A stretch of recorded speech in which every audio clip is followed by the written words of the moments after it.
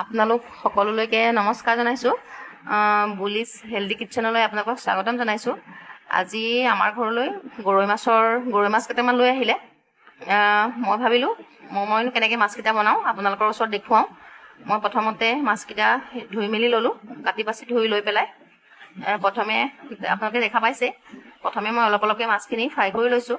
খুব বেছি তেলো দিয়া নাই, অলপ কম তেলতেই মই ভাজি আছোঁ। আপোনালোকে দেখা পাইছে মই মাছখিনি প্ৰথমে ভাজি লৈছোঁ, অলপ ভাজিছোঁ, অলপ আছে। আপোনালোকে ভিডিঅ'টো শেষলৈকে চাই থাকক। মই ভালদৰে সিজালৈকে ভালকৈ ভাজি লৈছোঁ, যাতে তেলখিনি ভিতৰলৈকে সোমায়। মই লুটিয়াই বগৰাই ভালদৰে ভাজি আছোঁ।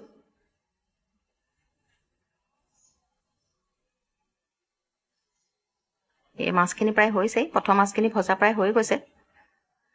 মই গোটেইখিনি মাছ ভাজি লওঁ আকৌ।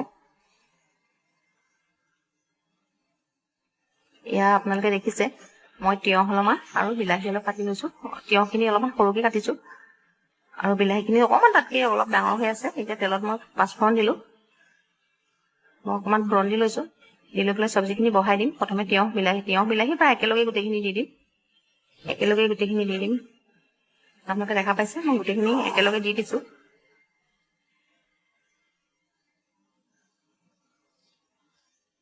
এইখন তৰকাৰী খাবলৈ খুব ধুনীয়া হয়। একো মছলা দিব নালাগে, খালি তেলত দেখা পাইছে অকল পাঁচফোৰণ অকণমান দিছোঁ, বেলেগ বস্তু একো দিব নালাগে। এতিয়া মই এইখিনি ভালকৈ লৰাই বকৰাই ভালকৈ ভাজি ল'ম।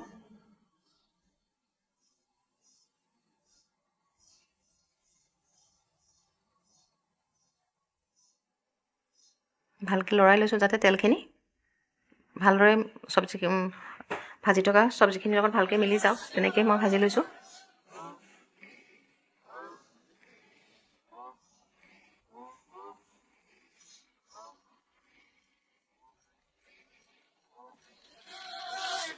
এতিয়া অলপ কম পৰিমাণে এচামুচ জোখৰ আন্দাজ অনুযায়ী মই এচামুচ নিমখ দিছোঁ।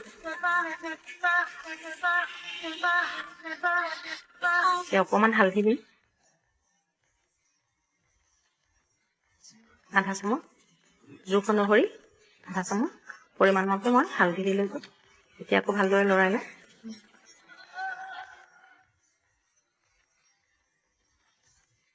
ভালকৈ লৰাই বগৰাই হ'লে মই এখন ঢাকনিৰে ঢাকি দিম, যাতে বস্তুখিনি ভালদৰে সিজক।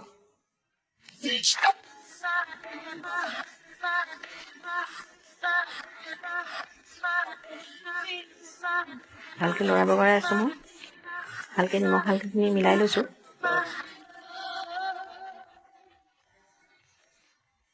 এতিয়া মই অকণমান ঢাকি দিছিলোঁ, এতিয়া আকৌ মই লৰাই বগৰাই লৈছোঁ। ঢাকি দিলে সোনকালে সিজে, গতিকে অলপ সোনকালে হয়। গেছটো বেছি কমায়ো দিব নালাগে। মই অকণ হাই ফ্লেমতে ভাজি আছোঁ।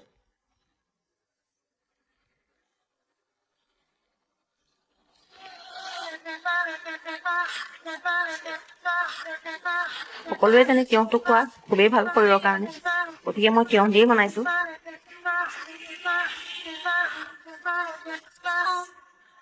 এতিয়া অকণমান ঢাকি দিছোঁ, ভালকৈ সিজক।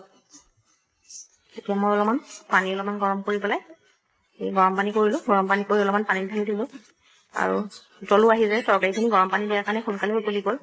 এতিয়া মই তৰকাৰীখিনিত মাছ দি দিলোঁ।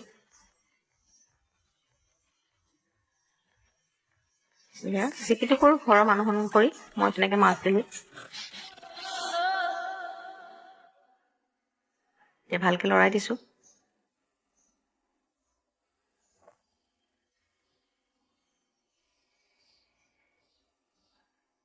এতিয়া এটা উতল আহিলেই মোৰ প্ৰায় হৈ গৈছে।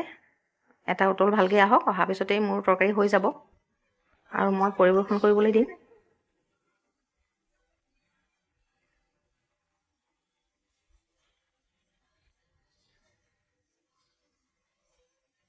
মোৰ তৰকাৰী প্ৰায় হৈছেই।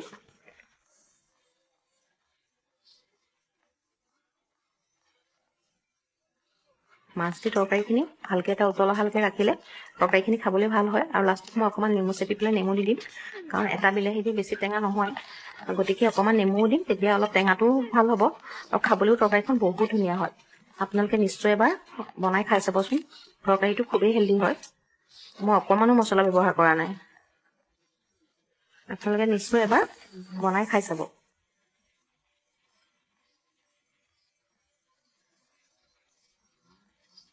মোৰ তৰকাৰী প্ৰায় হৈ গৈছে, এই লাষ্টত মই পৰিৱেশন কৰিবলৈ দিছোঁ। যদি ভিডিঅ'টো ভাল পাইছে লাইক কৰিব আৰু ছাবস্ক্ৰাইব কৰিবলৈ নাপাহৰিব। ধন্যবাদ।